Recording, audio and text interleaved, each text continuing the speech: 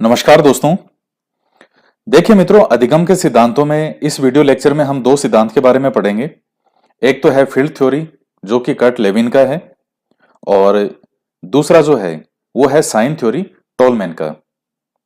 तो ये दो सिद्धांत हम पढ़ेंगे। अब ज्यादा बड़े सिद्धांत नहीं है, जो बड़े बड़े सिद्धांत थे आपके अधिगम के वो हो चुके हैं। अब ये छोटे छोटे सिद्धांत है, एक दो बड़े और हैं जैसे निर्मितवाद वगैरह, लेकिन बाकी जो मेन थ्योरी है वो आपकी सिद्धांतों की हो चुकी हैं। तो दो सिद्धांत हम पढ़ेंगे इस वीडियो लेक्चर में। देखिए, क्षेत्र सिद्धांत या फील्ड थ्योरी। अब नाम से तो आप समझ ही गए कि कुछ ना कुछ फील्ड की बात है, कुछ ना कुछ क्षेत्र की बात है। वो क्षेत्र कौन सा है? समूह है। कि व्यक्ति व्यक्तिगत रूप से तो कोई व्यवहार करे जैसा करे, लेकिन जब वो समूह के बीच में रहता है तब व्यक्ति का व्यवहार किस प्रकार से होता है, यानी क्षेत्र में होता है, यानी समूह में होता है, फील्ड में होता है, तब उस व्यक्ति का व्यवहार कैसा होता है। यह सिद्धांत कर्ट लेविन के द्वारा दिया गया था, कर्ट लेविन के द्वारा प्रस्तुत किया गया। जर्मनी में गेस्टाल्ट मनोवैज्ञानिकों के साथ काम किया। इन्होंने पहले जो गेस्टाल्ट मनोवैज्ञानिक हैं, कौन से? वही सुल्तान चिंपैंजी वाले, वो सब, तो उनके साथ काम किया। बाद में ये कहाँ चले गए? अमेरिका जाकर के इन्होंने अपना कार्य पूरा किया था। हालांकि अब ये लाइन आपसे एग्जाम में नहीं पूछेगा कि जर्मनी में गेस्टाल्ट के साथ काम किया था जो गेस्टाल्टवादी थे, फिर कहाँ चले गए थे, ऐसे क्वेश्चन नहीं आएगा। कुछ बेसिक सी इंफॉर्मेशन होती है तो थोड़ा याद करने में, समझने में अच्छा लगता है, सुनने में। एक चीज ध्यान में रखिएगा, इन्हें सामाजिक मनोविज्ञान का जनक कहा जाता है। आप जानते हैं मनोविज्ञान की कई शाखाएं हैं, तो उन शाखाओं में से एक शाखा है सामाजिक मनोविज्ञान, सोशल साइकोलॉजी, उसके जनक माने जाते हैं। और इनके सिद्धांत को तलरूप सिद्धांत भी कहा जाता है। ये जो क्षेत्र सिद्धांत है इसको तलरूप सिद्धांत भी कहते हैं। और भी है, इन्होंने अपने यहाँ ज्यामिति का प्रयोग किया। भाई, ज्यामिति गणित का एक पार्ट है। ज्यामिति में ये जैसे जो क्षेत्रफल वगैरह होता है, तल रूप, ये जीवन विस्तार, तो सबके अपने अपने सिद्धांत हैं। पावलाव ने अलग तरीके से दिया, थारंडाई का अलग तरीके से है, बांडुरा का अलग तरीके से है, कर्ट लेविन का अलग तरीके से है, पेश करने का तरीका अलग है। अब आपको बांडुरा का सिद्धांत मैंने आपको पढ़ा दिया, वही सामाजिक अधिगम। कहीं ना कहीं मिलता जुलता इनकी भी बातें आएगी कि बाहर जो वातावरण है उससे प्रभावित होता है। यही जीवन स्थल के बारे में बताया है कि जीवन स्थल एक ऐसा वातावरण है जिसमें व्यक्ति रहता है और जिससे प्रभावित होता है। अब ले दे के अगर वैसे बात करें तो ये जो बांडुरा वाला सिद्धांत से सिमिलर सा लगेगा आपको इस पॉइंट में, कि व्यक्ति बाहर का जो वातावरण है, सामाजिक वातावरण, उसी से सीखता है, उसी से प्रभावित होता है, उसी के अनुकूल व्यवहार करता है। तो ये डिफरेंस कहाँ आ रहे हैं? ये डिफरेंस है ज्यामितीय का इन्होंने प्रयोग किया, सबने अपने प्रयोग किए। इन्होंने ज्यामितीय का प्रयोग किया, हल आएगा हल, उन्होंने किसी और चीज का इस तरह से अपने सिद्धांत को समझाने की कोशिश की। तो वो बात है। अब देखिए, इनका ले दे के सबके अर्थ एक से ही निकलते हैं। वही बात होगी कि बिल्ली को आप बिल्ली भी कह दो और बिल्ली को देसी भाषा में आप मिनकी भी बोल दो। मिनकी बोलो, बिल्ली बोलो, बिल्लड़ी बोलो, वो एक ही बात है, बस वही चीज है। तो ये सिद्धांत दिया किसने था? कर्ट लेविन ने। गेस्टाल्ट मनोवैज्ञानिकों के साथ में काम किया। सामाजिक मनोविज्ञान के जनक कहते हैं, तलरूप सिद्धांत भी कहते हैं। जीवन स्थल क्या है? Life space. ये है सबसे महत्वपूर्ण पॉइंट। जीवन स्थल एक ऐसा वातावरण है जिसमें व्यक्ति रहता है और जिससे प्रभावित होता है। तो लाइफ स्पेस क्या है? कि व्यक्ति कहाँ रहता है, जिन लोगों के बीच में रहता है, जिस जो वातावरण है, जिस वातावरण में वो व्यक्ति रहता है और उससे प्रभावित होता है, वही क्या चीज क्या है? जीवन स्थल कहलाता है, लाइफ स्पेस, वातावरण। तो आप इस तरह से बना सकते हो, ये जीवन स्थल है और यहां इसमें ये व्यक्ति रहता है। तो इस व्यक्ति का व्यवहार पूरी तरह से किससे प्रभावित होगा? इसके चारों ओर का जो ये वातावरण है, इसके द्वारा। तो ये एक जीवन स्थल है जिसके अंदर इस व्यक्ति रहता है, जीवित रहता है, इसी के अंदर वो अपना व्यवहार संचालित करता है और इन्हीं लोगों के द्वारा वो प्रभावित होता है। तो ये है जीवन स्थल, लाइफ स्पेस। अगर इसको आप चाहें तो लाइफ सर्किल भी कह सकते थे, हालांकि ये नाम तो मैं मेरी तरफ से बोल रहा हूं, लेकिन अर्थ में ये निकलता है कि एक लाइफ सर्किल सर्किल भी आप कह सकते थे जहां व्यक्ति रहता है। नेक्स्ट पॉइंट है, इन्होंने ये कहा कि व्यक्ति का जो जीवन स्तर है उसकी मनोवैज्ञानिक शक्तियों पर निर्भर करता है। तो देखिए, किसी व्यक्ति की मनोवैज्ञानिक शक्तियां कैसी है, कोई मानसिक रूप से कमजोर है, संज्ञानात्मक रूप से कमजोर है, या मानसिक रूप से मजबूत है, वो सब चीजें जो है वो प्रभावित करेगी। तो जीवन स्तर जो है उसकी मनोवैज्ञानिक शक्तियों पर निर्भर करता है। अभी मैं आपको एक उदाहरण और आएगा इसमें समझाने के लिए कि सकारात्मक शक्तियां जो है वो व्यक्ति को अपने लक्ष्य को प्राप्त करने में मदद करती है, नकारात्मक शक्तियां हैं वो उसको रोकने का प्रयास करता है। और जो सकारात्मक शक्तियां होगी, मनोवैज्ञानिक शक्तियां अगर मजबूत होगी तो वो व्यक्ति अपने लक्ष्य को प्राप्त कर लेगा। तो व्यक्ति का जीवन स्तर उसकी मनोवैज्ञानिक शक्तियों पर निर्भर करता है कि उसकी मनोवैज्ञानिक शक्तियां कैसी है, कितना उस वातावरण से प्रभावित होता है। अब जैसे मान लीजिए मानसिक रूप से अगर शक्तियां मानसिक रूप से थोड़ा कमजोर है, उतना मजबूत नहीं है, तो फिर उसको वातावरण बहुत ज्यादा प्रभावित करेगा। तो इसके लिए जैसे मैंने आपको बताया ज्यामितीय का प्रयोग किया था, मैथ के अंदर ज्यामिति आता है, तो उस प्रकार से इन्होंने एक फार्मूला लिखा, B बराबर में F ब्रैकेट में P प्लस E। तो यहां F तो जो है ये तो इसका कोई अर्थ नहीं है, ये तो यूं लिखा है साथ में। B से मतलब है बिहेवियर, P से पर्सन यानी व्यक्ति, E से इन्वायरमेंट यानी वातावरण। कि किसी व्यक्ति का जो व्यवहार है, किसी व्यक्ति का व्यवहार जो है वो, जो पर्सन है व्यक्ति, उस वातावरण के साथ क्या उसका प्रभाव पड़ता है व्यक्ति पर, वही उस व्यक्ति का व्यवहार होता है। फिर से समझिएगा, ये फार्मूला इन्होंने लिखा है बी बराबर एफ ब्रैकेट में पी प्लस ई। तो किसी व्यक्ति का व्यवहार कैसा होगा वो किस पर निर्भर करेगा कि उस व्यक्ति का उसके जो एनवायरमेंट है, जो वातावरण है, उसके साथ किस तरह का प्रभाव है, एनवायरमेंटल का उसके ऊपर कितना प्रभाव पड़ता है, वैसा ही उस व्यक्ति का व्यवहार होता है। और आप देखते भी हैं जैसा वातावरण है वैसा ही उस व्यक्ति का बिहेवियर हमारे सामने आता है, उसी तरह का बिहेव होता है। एक छोटा सा फार्मूला है, इसको ध्यान में रख लीजिएगा। बाद में इन्होंने और लिख दिया कि बी बिहेवियर बराबर में पी और ई जो है, तो ये एनवायरमेंट के अंदर व्यक्ति का जो व्यवहार, तो इसी चीज को तो हमने क्या कहा था ऊपर, लाइफ स्पेस।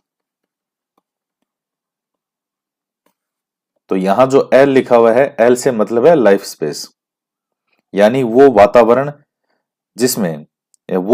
जिसमें व्यक्ति रहता है, जिससे प्रभावित होता है और इसी के अनुसार वो बिहेवियर करता है। तो इस और करके लिख दिया, आप चाहे ऐसे लिख दो और चाहे ऐसे लिख दो। यहां P प्लस ई का मतलब है कि कोई व्यक्ति वातावरण से प्रभावित होता है, उसी के अनुरूप वो व्यवहार करता है। और किस रूप में चाहिए आप इसको चेंज करके और शुद्ध रूप में लिखना चाहो कि कोई व्यक्ति व्यवहार करेगा, कैसे करेगा, जो उसका लाइफ स्पेस है। और लाइफ स्पेस जो है, जीवन स्थल क्या होता है कि वो वातावरण जिसमें व्यक्ति रहता है और जिससे प्रभावित होता है। तो सीधी सी बात है, कान आप चाहे दाएं हाथ से पकड़ो, कान चाहे बाएं हाथ से पकड़ो, बात वो दोनों ही है, दोनों का एक ही अर्थ है। तो मेन चीज है इसमें लाइफ स्पेस, जीवन स्थल। अब एग्जाम में कई बार वो पूछता है कि बताइए लाइफ स्पेस की अवधारणा किसने प्रस्तुत की, ये पूछ सकता है, ये फार्मूला दे के पूछ सकता है कि ये किसने दिया। तो आपको पता होना चाहिए कौन थे, कर्ट लेविन। और सामाजिक मनोविज्ञान के जनक भी कहा जाता है कर्ट लेविन को। लेविन ने अपने सिद्धांत की व्याख्या करने में गणित के कुछ शब्दों जैसे ज्यामिति के क्षेत्रफल, जीवन विस्तार, तल रूप, शक्ति, वेक्टर आदि का प्रयोग किया। तो वेक्टर से मतलब यहां फोर्स से है, बल। तो ये पॉइंट भी आपके लिए महत्वपूर्ण है। लेविन ने अपने सिद्धांत की व्याख्या करने के लिए गणित के कुछ शब्दों का प्रयोग किया ज्यामिति के। तो क्षेत्रफल वगैरह, जीवन विस्तार, तल रूप और शक्ति और वेक्टर, ये पॉइंट आप सब ध्यान में रखें। इतना सफिशिएंट है इसमें आपको की जानकारी हो कि ये चीजें है किससे संबंधित, यही आपसे वो पूछेगा। नेक्स्ट है, किसी व्यक्ति को लक्ष्य प्राप्त करने के लिए अवरोधों को पार करना आवश्यक है। यह अवरोध भौतिक या मनोवैज्ञानिक हो सकते हैं। लेविन ने सीखने की प्रक्रिया में प्रेरणा और प्रत्यक्षीकरण पर बल दिया। लक्ष्य तक पहुंचने के लिए अवरोधों को दूर करना आवश्यक होता है, जो कि जीवन स्थल की संरचना को बदल देता है। अतः जीवन स्थल का इस प्रकार का पुनर्संगठन ही क्या कहलाता है, अधिगम कहलाता है। अब ये सारी चीज, सारी जो कहानी है, ये है क्या, ये मैं आपको एक छोटे से डायग्राम के माध्यम से समझाता हूं। देखिए, इतनी लाइन तो आपने पढ़ ली कि किसी व्यक्ति को लक्ष्य प्राप्त करने के लिए अवरोधों को पार करना आवश्यक है। ये अवरोध भौतिक या मनोवैज्ञानिक हो सकते हैं।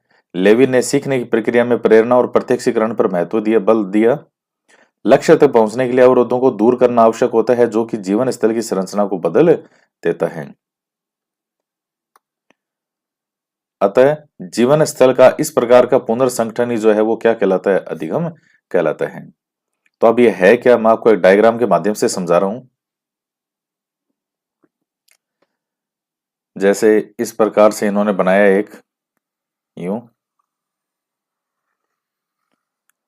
और अंदर जो है वो बनाया लाइफ सर्किल। अब जैसे इसमें जो है, यहां तो जो है ये तो है गोल, और ये जो बीच में है ये है बैरियर, जो आप अवरोधक पढ़ रहे थे, बैरियर। और इसके अलावा वेक्टर। तो वेक्टर क्या है, एक प्रकार का फोर्स है, नकारात्मक। और यहां पर जो है वो है पर्सन यानी व्यक्ति,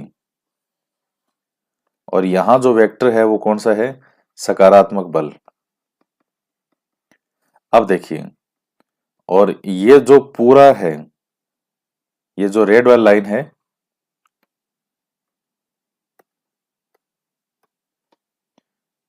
ये पूरी जो लाइन है ये वाली, ये मोटी सी लाइन, ये क्या है, ये है boundary of life space. Boundary of life space. और इसी के अंदर व्यक्ति रहता है और इसी में सारी क्रियाएं करता है, इसी से प्रभावित होता है। तो ये समझाना क्या चाह रहे हैं कि यहां ये व्यक्ति है, ये पूरा लाइफ साइकिल जो है इसके अंदर वाला ये। अब ये समझाना क्या चाह रहे हैं कि कोई व्यक्ति है, अब वो अपने लक्ष्य को प्राप्त करना चाहता है, गोल को प्राप्त करना चाहता है, लेकिन रास्ते में कुछ बैरियर हैं, कुछ अवरोध हैं। वो किसी भी रूप में हो सकते हैं, मनोवैज्ञानिक रूप से कोई डिस्टरबेंस हो सकता है, कोई फिजिकली डिस्टर्ब कर सकता है भौतिक रूप से, और इधर ये खुद व्यक्ति जो है सकारात्मक बल, इसका खुद व्यक्ति का बल है कि ये खुद मनोवैज्ञानिक रूप से कितना मजबूत है। अब अगर ये व्यक्ति का मनोवैज्ञानिक रूप से ये हर तरह से मजबूत हो, तो ये इन अवरोधों को पार करते हुए लक्ष्य को प्राप्त कर लेगा। और अगर ये मनोवैज्ञानिक रूप से उतना नहीं है, नकारात्मक चीजें जो है वो ज्यादा हावी है, तो ये व्यक्ति अपने लक्ष्य को प्राप्त नहीं कर सकता। तो ये सारी जो चीजें हैं, ये सब घटनाक्रम जो चल रहा है, इसी जो लाइफ स्पेस के अंतर्गत चल रहा है। लाइफ स्पेस, ये ऊपर वाली नहीं, सॉरी, ये ऊपर वाली मैंने बोल दिया, ऊपर वाली लाइफ स्पेस नहीं, ये वाला जो ब्लैक वाली लाइन थी, ब्लैक वाली, इसे कहा गया था लाइफ, जो है लाइफ स्पेस का, और यानी जीवन स्थल। और इसी के अंदर ही सारी क्रियाएं संपन्न होती है। इसी में व्यक्ति इस वातावरण से जो है वो उसका वातावरण से संपर्क होता है। अब वो ज्यादा चीजें नकारात्मक हो तो व्यक्ति को लक्ष्य प्राप्त करने में बाधा होगी, और अगर वो चीजें उतनी हावी नहीं है जितना खुद व्यक्ति अपने आप में उतना मजबूत है, तो फिर उसे कोई समस्या नहीं आती। तो ये कहना चाहते हैं कि व्यक्ति इसी जीवन स्थल में रहता है। इसी जीवन स्थल एक वातावरण है ये वाला, जिसमें व्यक्ति रहता है और इन सब चीजों से प्रभावित होता है, अच्छी बुरी हर चीज से प्रभावित होगा। तो देखिए, ले दे के बात यही है, मिनकी कह दो या बिल्ली कह दो, बांडुरा ने यही कहा था सामाजिक अधिगम सिद्धांत। उन्होंने भी इसी तरह की बातें जो है, एक तरह से सार यही बताया था। और यहां भी वही चीजें हैं, थोड़े से नाम बदल गए, कुछ चीजें बदल गई, और है ले दे की चीजें सारी वही। तो ये क्षेत्र सिद्धांत जो है ये आपका कंप्लीट होता है। इतना ही है इनके बारे में। आपके एग्जाम में क्वेश्चन क्या क्या आएगा, एक तो सामाजिक मनोविज्ञान के जनक कौन है, तो वो है लेविन, ये आपसे पूछ सकता है। दूसरा, वो आपसे ये पूछ सकता है कि जीवन स्थल की धारणा किससे संबंधित है। तो जीवन स्थल की धारणा किससे संबंधित है, कर्ट लेविन से। ये हो गया। ज्यामिति का प्रयोग किसने किया, तो वो कौन है, Kurt Lewin.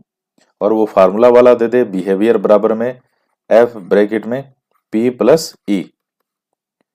Behaviour, person, environment, तो वो आपसे पूछ सकता है। तो बस ले दे कि यही चीजें हैं। इसी को तलरूप सिद्धांत कहते हैं, इसी को क्षेत्र सिद्धांत कहते हैं, इसी को फील्ड थ्योरी कहते हैं। यानी वही बात है, फील्ड थ्योरी का मतलब कि व्यक्ति समूह के साथ कैसा व्यवहार करता है। भाई व्यक्तिगत व्यवहार होता है, एक होता है समूह के साथ, समाज में कैसा व्यवहार करता है, तो वही चीज है इनके फील्ड थ्योरी। तो ये आपका कंप्लीट होता है। तो दोस्तों ये लेविन का क्षेत्र सिद्धांत जो है ये आपका कंप्लीट होता है। और अब आगे हम टोलमैन का पढ़ेंगे। नेक्स्ट जो हमारी थ्योरी है, चिन्ह अधिगम या अव्यक्त अधिगम का सिद्धांत, साइन लर्निंग या लेटेंट लर्निंग थ्योरी। किसका है? टोलमैन का है। देखिए टोलमैन के बारे में सबसे पहली चीज तो महत्वपूर्ण यह है कि पहले ये आप याद कीजिएगा जो चार्ट मैंने बनाया था, एक तरफ व्यवहारवादियों वाला, दूसरी तरफ संज्ञानवादियों वाला। तो पहले ये व्यवहारवाद की तरफ थे, लेकिन बाद में संज्ञानवादियों से इंप्रेस होकर के, प्रभावित होकर के इन्होंने संज्ञानवाद को अपने सिद्धांत में ग्रहण कर लिया। तो दो मनोवैज्ञानिकों के नाम मैंने आपको बताए थे जो कि पहले व्यवहारवादियों की तरफ थे लेकिन बाद में संज्ञानवादियों की तरफ आ जाते हैं। तो दोनों जो हैं कौन कौन थे? अल्बर्ट बांडुरा और एक कौन है? टोलमैन। तो अच्छे से सुनिएगा इसको। अब इसमें दो तीन चीजें महत्वपूर्ण है। एक तो पहली बात है कि चिन्ह अधिगम क्या होते हैं। तो ये क्या है ये हम समझेंगे कि जब भी अधिगम की प्रक्रिया होती है, लर्निंग जब होती है, अधिगम क्या है? एक प्रक्रिया है सीखने की।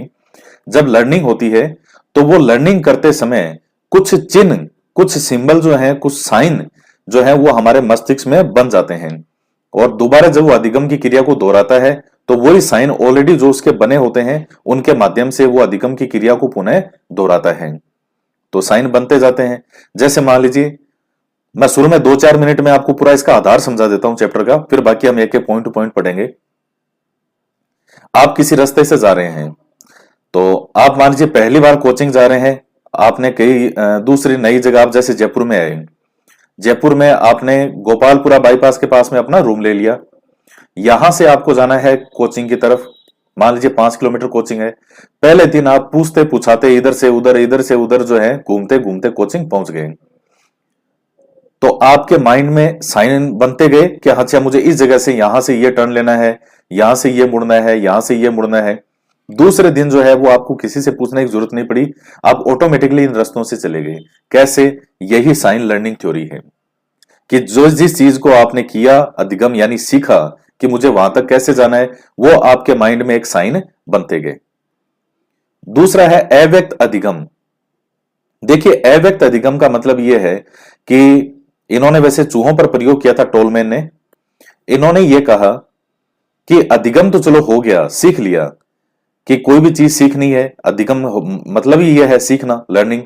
लेकिन उसको व्यवहार में तब तक व्यक्त नहीं किया जाएगा, उसको व्यवहार में तब तक व्यक्त नहीं किया जाएगा जब तक कि सामने से किसी प्राणी को प्रबलन या पुनर्बलन कह सकते हो वो प्राप्त नहीं हो, तब तक उस व्यवहार को दोहराया नहीं जाएगा, भले ही उसने वो चीज सीख ली हो। जैसे मैं आपको एक प्रयोग बताऊंगा, इनका चूहों पर प्रयोग किया था। और अलग अलग सी भूल, जो भूल भुलैया होती है, यहां जो फोर्ट है पास में, जयगढ़ फोर्ट जयपुर में, तो जयगढ़ किले के अंदर भूल भुलैया बनी हुई है। अगर आप कभी गए हो तो आपके ध्यान में ये ध्यान आ गया होगा, उसमें इधर से निकल के इधर आ गए, इधर से निकल के इधर आ गए। तो वो भूल भुलैया जैसे रास्ते बना रखे थे चूहों पे। अब उसमें कई रास्ते आगे से बंद थे, एक रास्ता खुला था। तो जो रास्ता खुला था, चूहे इधर उधर घूमते घुमाते जो है एक बार तो पहुंच गए बाहर। अब वो सीख गए, दोबारा भी उसी रास्ते से जा रहे हैं, अब उनको इधर उधर धक्के खाने की आवश्यकता नहीं है। लेकिन जिन चूहों को बाहर निकलने के बाद में भोजन दिया जा रहा था, उन्होंने बार बार बाहर निकलने के अंदर जो है वो एक्टिविटी दिखाई, उन्होंने अधिगम का प्रोसेस किया, बार बार निकले, उस रास्ते से गए। और जिनको कुछ बाहर भोजन नहीं मिल रहा था, उन्होंने कोई विशेष रुचि, सीखने के बावजूद भी कोई विशेष रुचि इस चीज में नहीं दिखाई। यानी ये क्या कह रहे हैं कि कोई भी व्यवहार तब तक दोबारा नहीं दर्शाया जाएगा सीखने के बाद भी, जब तक कि उसको कोई प्रबलन प्राप्त ना हो। बस ये है सिद्धांत इनका, मेन थीम इनकी ये है। बाकी तो नए नए नाम और वो सब चीजें हम पढ़ेंगे। टोलमैन द्वारा प्रतिपादित टोलमैन ने अव्यक्त अधिगम का संप्रत्यय प्रस्तुत किया। इसे प्रस्तुत करने का मुख्य आधार टोलमैन तथा होजिक द्वारा चूहों पर किए गए प्रयोग थे। देखिए, अव्यक्त अधिगम, लेटेंट लर्निंग, और मेरा दिल कह रहा है कि आपसे जब भी वो क्वेश्चन पूछेगा वो लेटेंट लर्निंग का नाम दे देगा और आपसे ये पूछेगा बताओ ये थ्योरी किसकी है। तो बस आप ये नाम ध्यान में रख लेना तो भी आपकी नैया पार हो जाएगी। तो एक तो टोलमैन और इनके एक साथी थे होजिक, इन्होंने चूहों पर कई प्रयोग किए। इन प्रयोगों के आधार पर टोलमैन ने निष्कर्ष निकाला कि अधिगम व निष्पादन दो अलग अलग प्रक्रियाएं हैं। तो अधिगम को इंग्लिश में कहते हैं लर्निंग, मैं आपको बता चुका हूं। निष्पादन होता है परफॉर्मेंस, तो सीखने के बाद में उस क्रिया को बार बार करना, उसको व्यवहार के रूप में दर्शाना कि वो चीज आप सीख तो गए लेकिन बस सीखे हुए हैं। तो यह संभव है कि किसी प्राणी में अधिगम तो संपन्न हो जाए, यानी वो सीख तो जाए उस क्रिया को, परंतु वह उस अधिगम को निष्पादन के रूप में प्रस्तुत न करे, यानी उसका प्रेजेंटेशन जो है व्यवहार के रूप में ना करें। यही चीज क्या कहलाती है? अव्यक्त अधिगम कहलाता है। इस प्रकार के अधिगम को जो निष्पादन के रूप में प्रदर्शित ना हो, अव्यक्त अधिगम कहलाता है। यानी सन्नी देओल का डायलॉग कि इन हाथों ने हथियार छोड़े हैं, चलाना नहीं भूले, चलाने मुझे अब भी आते हैं, अगर तूने सलमान से शादी की तो मैं उसको गोली से उड़ा दूंगा। चूहों पर इन्होंने प्रयोग क्या किया था? इन्होंने देखिए भूल भुलैया टाइप जो होता है उस तरह के एक जो है वो बॉक्स बनाए, पजल बॉक्स जिसको कहते हैं।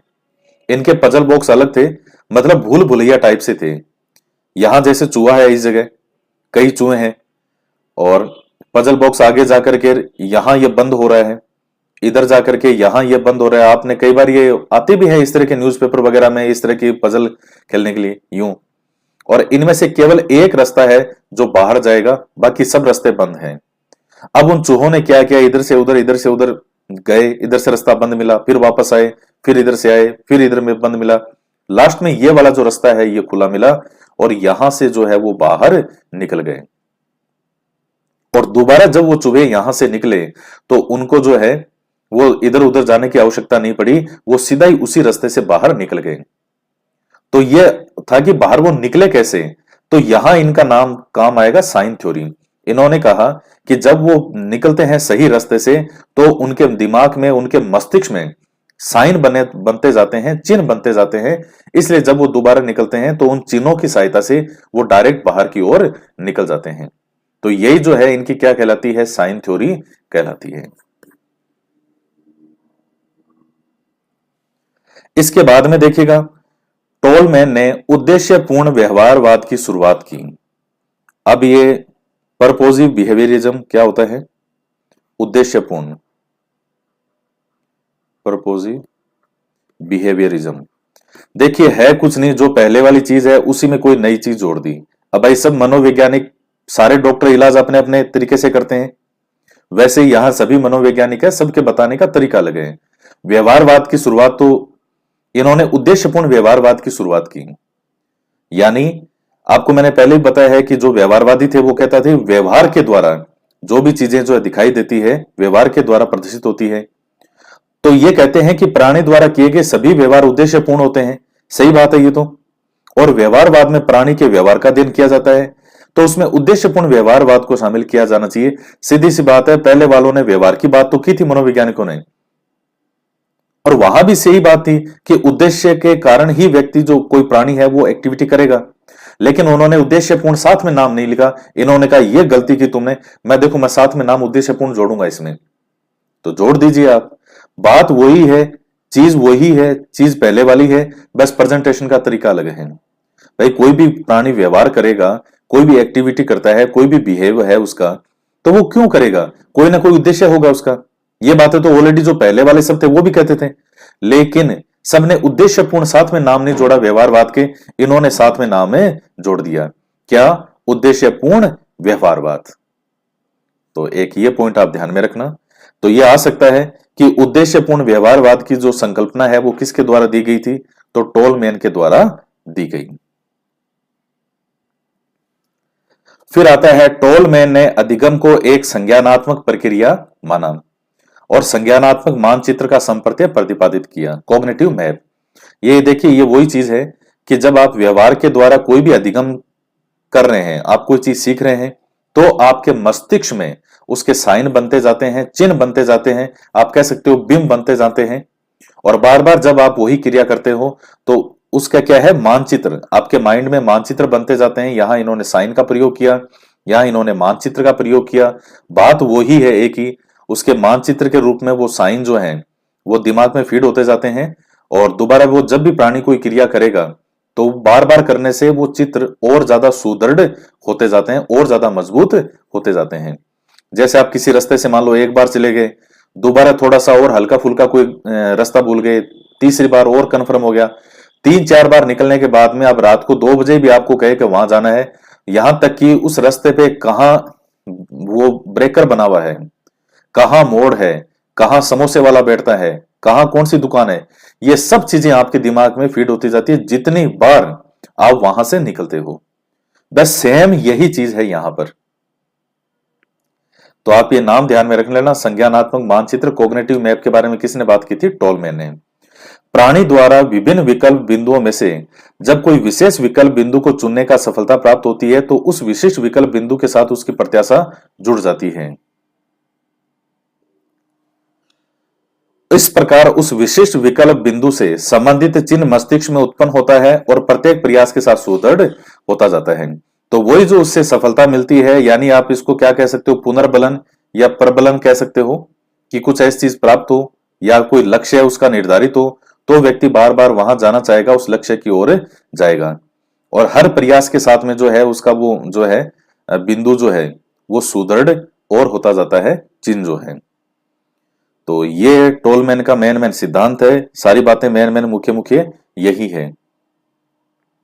अव्यक्त अधिगम वाली जो है मैंने आपको बताई थी, मैं एक उदाहरण और आपको समझा रहा हूं जो इन्होंने किया। इन्होंने 3 ग्रुप में चूहों को बांटा, ए, बी और सी।